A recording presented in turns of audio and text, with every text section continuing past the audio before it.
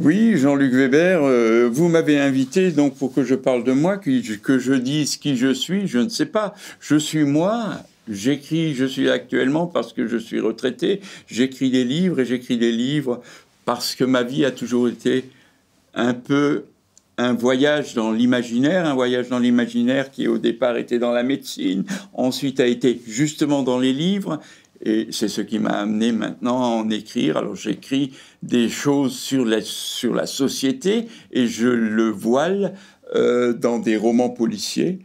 C'est un peu une façon, hein, de voir les choses. Sinon, pour moi, la personne, pour ceux qui pensent, on pourrait dire que je suis un Alsacien, mais un Alsacien atypique, et comme particularisme, un Alsacien éclectique, à savoir que je m'intéresse à tout. Qu'est-ce que c'est être Alsacien ? On se posait la question déjà les 30 dernières années avec Raymond Madsen, qu'est-ce que c'est la langue maternelle ? Alors l'Alsacien peut être défini par la géographie. On est alsacien parce qu'on est né en Alsace, comme on est français par la loi sur du pays où on est. Mais alsacien, c'est autre chose. Alsacien, c'est quelque chose qui passe par le sentiment. On fait partie d'une entité un peu particulière. Tommy Unger a dit l'Alsace, c'est quelque chose qui est toujours occupé, comme les toilettes, par exemple. Et c'est un peu ça, c'est que l'Alsace et l'Alsacien, c'est un petit peu ne pas savoir où on est. Et c'est ce que j'ai essayé d'expliquer déjà, c'est qu'un Alsacien se sent toujours un petit peu complexé. Il se sent complexé, c'est moins le cas actuellement, mais il y a 1 ou 2 générations, il se sentait complexé parce qu'il pensait ne pas être compris par les autres Français, ceux de l'intérieur ou de vieille France. Il pensait aussi qu'il ne les comprenait pas bien parce qu'il ne maîtrisait pas assez le langage. Maintenant, il y a des Alsaciens qui n'ont plus ce défaut puisqu'ils ont appris le français comme les autres Français, qu'ils parlent l'anglais comme le monde entier parle l'anglais, qu'ils parlent de plus en plus mal l'allemand, ce qui n'est pas à son avantage. C'est là où l'Alsacien n'a pas été intelligent. Il avait un capital qu'il n'a pas continué à exploiter et qui le met maintenant, par exemple, sur le marché du travail, en moins bonne position qu'une génération ou 2 en arrière. Bon, c'est que ça. Alors l'Alsacien, c'est toujours un petit peu un rêveur décalé, peut-être. On peut se sentir alsacien et être d'autres origines. On n'est pas forcé même d'être né en Alsace. Parler l'alsacien, bon, c'est presque devenu une image d'Épinal, mais c'est bien de parler l'alsacien. L'alsacien est ma première langue. Je rêve en alsacien, et comme on disait tout à l'heure, j'ai évoqué déjà ce fait, quelle est la langue maternelle. On en parlait avec Madsen, on a dit c'est la langue dans laquelle on rêve, peut-être dans laquelle on pense. Je suis allé, moi, jusqu'au dire la langue dans laquelle on fait des sudoku. Je sais pas, oui, moi je rêve en alsacien. Alors on est allé jusqu'à dire, avec Madsen, évidemment, pour ceux qui le connaissent, il est un petit peu dévoyé et décalé. Il mettait tout sur le test, c'est le langage de l'amour. Quand on aime quelqu'un, c'est alsacien. Seulement, bon, l'alsacien, c'est une langue dans laquelle on peut pas vraiment dire « je t'aime », puisqu'il y a un décalage entre le sentiment et la façon de l'exprimer. Mais bon, c'est un particularisme de l'alsacien, je crois qu'il existe dans d'autres langues. Et qu'est-ce que c'est un Alsacien ? Oui, je ne l'ai pas dit tout à l'heure. L'Alsacien, c'est un Français de culture germanique. Mais de culture, ça ne veut pas dire on peut évoquer, travailler sur la culture germanique sans forcément parler une langue germanique. On peut comprendre, on peut gloser sur les grands auteurs sans les lire dans leur version originale. Bon, alors évidemment, la langue, l'alsacien sûrement, c'est un atout, mais ce n'est probablement pas le seul atout nécessaire. Je pense toujours qu'on peut être alsacien sans le parler, mais c'est pas plus mal, évidemment, si on le parle. Et c'est pas... L'alsacien, en plus, pour l'apprendre, c'est pas facile, puisqu'il n'y a pas de véritable support écrit. Et on peut l'apprendre, beaucoup de gens l'ont appris, mais c'est plus difficile puisque les approches grammaticales sont diverses, les supports pour y arriver sont divers, et il y a autant d'Alsaciens qu'il y a de dialectes dans les autres grandes langues. Les images d'Épinal, oui, géranium, choucroute, mais tout le monde, la choucroute, elle est à tout le monde. Les Allemands veulent la choucroute aussi, les Alsaciens veulent la bière. Oui, bon, non, on peut pas se référer la culture à la gastronomie ou il y a sûrement une culture alsacienne, mais c'est plus une espèce de pas un compromis, parce que dans compromis, on est tout de suite à compromission, mais une espèce d'amalgame entre la géographie, la façon de penser, la façon d'être, de vouloir toujours... Il y a aussi de vouloir paraître souvent, de vouloir se mettre en avant, mais sans y être vraiment, un petit peu... le point au fond de la poche, par exemple, ça c'est un peu une manifestation typiquement alsacienne. Être parmi les premiers, mais faut pas trop se faire voir à cause du risque. Le risque, c'est après d'être responsable. C'est un peu l'alsacien, puisque tout à l'heure vous me posiez la question si je parlais l'alsacien. C'est un peu le Mitläufer, le fait d'être content d'avoir été avec, mais pas en premier lieu. C'est-à-dire,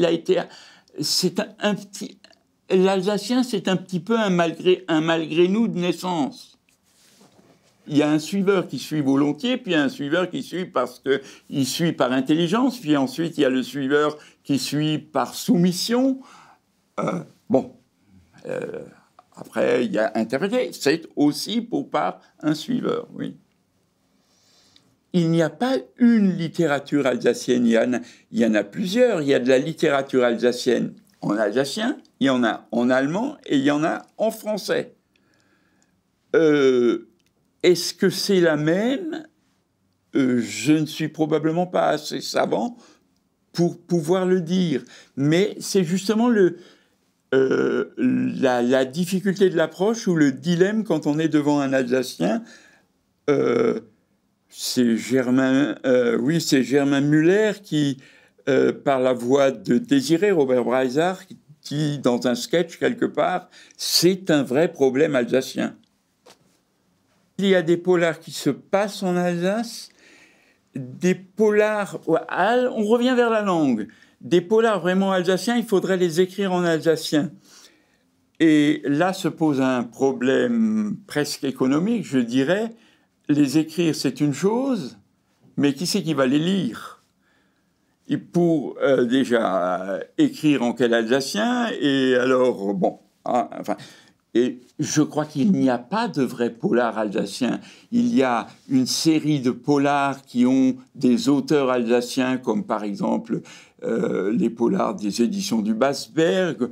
Bon, il y a les miens, qui sont des polars alsaciens, mais je m'évertue à faire découvrir à mes lecteurs la France et pas que l'Alsace, parce que je pense au contraire de bien d'autres que l'Alsace a besoin de leviers pour se faire connaître, et je ne fais pas de politique, mais l'idée de promouvoir l'Alsace en France et en Europe au travers d'un levier d'une grande région n'est pas mauvaise en soi, il suffit de ne pas se faire manger. Je n'étais pas fondamentalement favorable à la création des grandes régions, puisque ça a créé des choses un peu sans mesure. Mais maintenant que c'est créé, un retour en arrière, sortir de la grande région coûte, et d'un coût important, et n'apporte rien. Il vaut mieux très intelligemment faire ce qu'on n'a pas fait lorsqu'on a raté l'unification des deux départements et utiliser la perche tendue par l'État qui permet au départ de la collectivité et non de la communauté, comme l'auteur de mon dernier, enfin, comme l'interprète de mon dernier polar a lancé, comme la communauté européenne d'Alsace et la collectivité européenne d'Alsace, utiliser cet embryon, utiliser le lance-pierre ou la trajectoire, le levier de la grande région pour augmenter le poids du petit par rapport à l'État centralisé. Et sinon, il n'y a pas de problème. De toute façon, sans l'Alsace, le Grand Est n'est plus que le Petit Est. Donc, avec, ça reste le Grand Est, et l'Alsace reste l'Alsace. Moi, je ne vois pas où est le problème. J'ai écrit Le viol de Corona, qui se passe le 17 et le 18 mars 2000, les 2 premiers jours du confinement à Strasbourg. Il se passe même à Strasbourg, rue Thomann. Point barre, ça c'est l'Alsace. Ensuite, le suivant, c'est Manon. Bien sous tout rapport, sauf... il se passe qu'en Alsace, Manon étant une infirmière de l'hôpital de Haute-Pierre, et son action est dans le Kochersberg et dans la banlieue strasbourgeoise, entre le Neuhof, Bischheim, oui, donc c'est l'Alsace. Ensuite, il y en a un qui se passe à Schwindratzheim. Il y en a un qui, ça c'est la maison hantée, comme une maison alsacienne hantée, la maison hantée, avec des... Et puis ensuite, il y a... le vol à la tire, ça, il se passe pas qu'en Alsace, mais avec une voiture typiquement alsacienne, une Matisse. Et puis ensuite, il y a le dernier qui se passe au musée de l'autocar à Wissembourg. Bon, ça, c'est l'Alsace. Mais bon, la victime a un peu voyagé parce que c'est un autocar. Ah oui, il y a celui d'avant qui se passe au SAMU. Bon, il y a ceux qui me connaissent pensent tous qu'il se passe au SAMU de Strasbourg. Le SAMU de Strasbourg, c'est en Alsace. Mais sans l'évoquer. Ah oui, il y a aussi Moreau 32 qui se passe, c'est le 32 rue Bastian à Cronenbourg, se passe aussi en Alsace. Et la maison existe. J'aime bien décrire, j'aime bien qu'on reconnaisse géographiquement. Oui, dans Manon, je décris l'endroit au parc de la Citadelle. Dans le Moreau 32, je décris bien la maison, le 32 rue Bastian à Cronenbourg. C'est peine perdue d'enseigner l'alsacien à l'école. Ça sert à rien d'enseigner l'alsacien à l'école. Il faut enseigner l'allemand à l'école si on veut faire quelque chose. Parce que l'alsacien, c'est quelque chose d'intime. Ça s'enseigne à la maison. Et là, on a raté le coche de 2 générations. Moi, je connais des familles, à la campagne, bien sûr, où dans les maisons, on parle l'alsacien, mais dans la rue, on ne parle plus. Ces enfants-là, n'ont pas besoin d'apprendre l'alsacien à l'école. Ils le savent.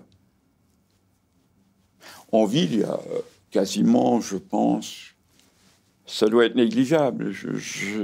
Les 20-30 ans qui parlent l'alsacien à leurs enfants. Je ne sais pas. Mais apprendre l'alsacien pour le folklore, non. Non, mais je pense l'alsacien continuera à se perpétuer, mais pas par l'école. Quand il y avait l'annuaire du téléphone, il y avait aussi moins de Weber à Strasbourg qu'à Paris. Oui, bon, Euh, pourquoi- enfin bon, moi je sais pas. Euh, euh, L'allemand à l'université, on enseigne l'allemand à l'université pour faire des profs d'allemand. Le problème, c'est pas l'enseignement, c'est le peuple, la demande. C'est pas parce que le boulanger ne fait pas le pain désiré qu'il n'est pas vendu, c'est parce que la clientèle ne l'achète pas. C'est parce qu'il n'y a pas de demande. S'il y a une demande pour de la baguette fraîche le matin, le boulanger fait de la baguette fraîche le matin. Demain on a besoin de profs d'allemand parce que les gens veulent apprendre l'allemand, l'université formera des profs d'allemand. Moi, je n'ai pas fait d'allemand à l'école. Je n'ai pas fait d'allemand à l'école et je suis allé en classe à Fustel. J'ai fait d'allemand deuxième langue.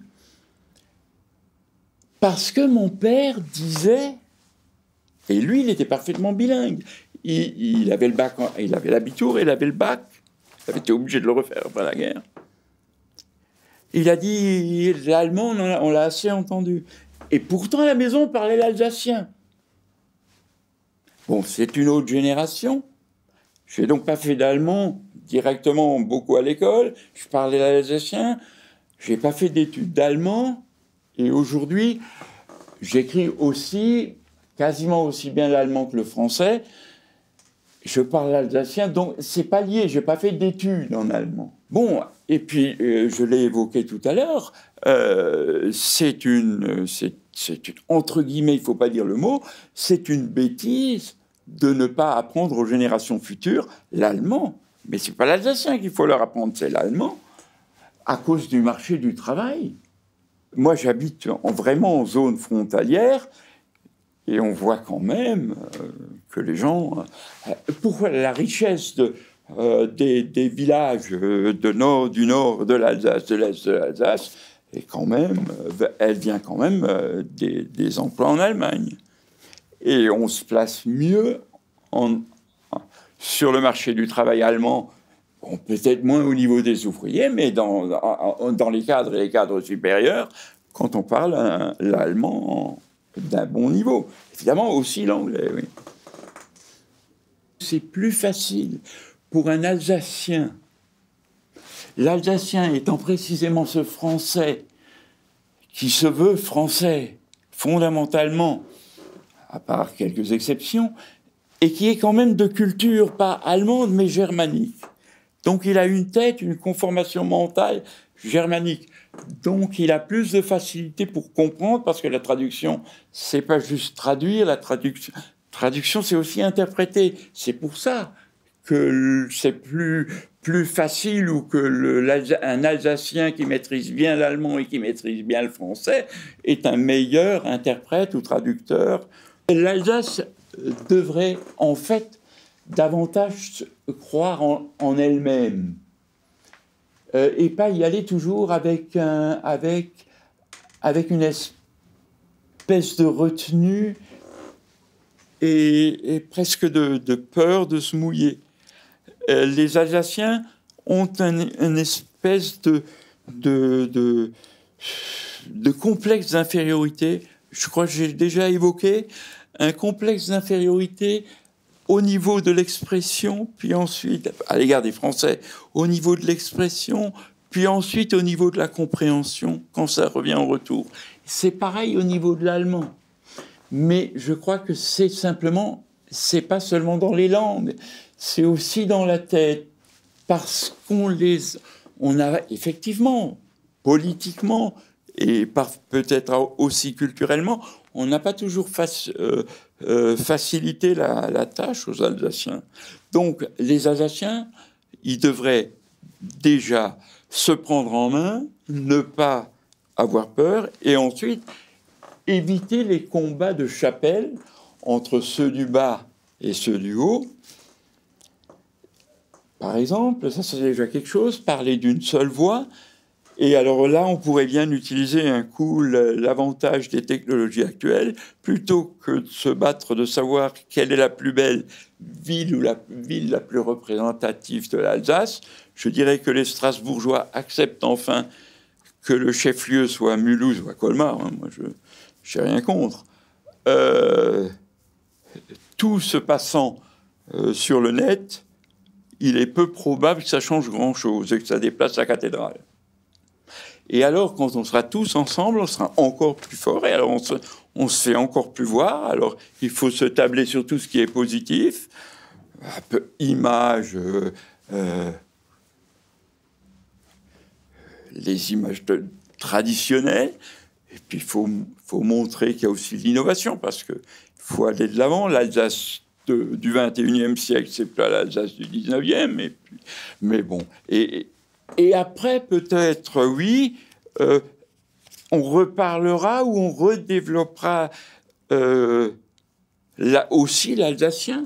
Et on redéveloppera aussi, peut-être, à travers l'alsacien, un nouvel usage ou un nouveau co-usage de l'allemand.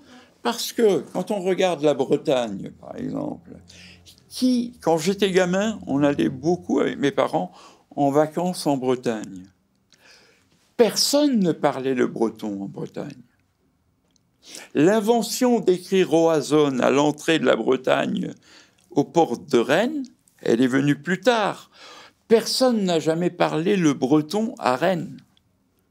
Rennes n'est pas en zone bretonnante. Et pourtant, après 50 ou 70 ans sans breton, eh ben on recommence en Bretagne à parler le breton. Alors je pense qu'on n'est jamais en Alsace tombé aussi bas au niveau du dialecte alsacien qu'en Bretagne pour le breton, dont je pense qu'on pourrait aussi envisager sur la base d'une espèce de renouveau, d'une espèce de redynamisation. Je pense qu'on peut aussi redévelopper la langue. Parce que la langue reste quand même un vecteur. Il y a des personnalités bien en vue qui se sont par deux fois pas vraiment engagées pour défendre cette union, une fois au niveau des départements et une fois au niveau de la création de la région. C'est un tort. S'il n'y a pas de volonté, et si on met... il faut porter la chose, il faut porter un flambeau. Mais ça, il faut le vouloir. 6 sur 10, il y en a 7 qui n'ont pas envie et 2 qui ne savent pas trop.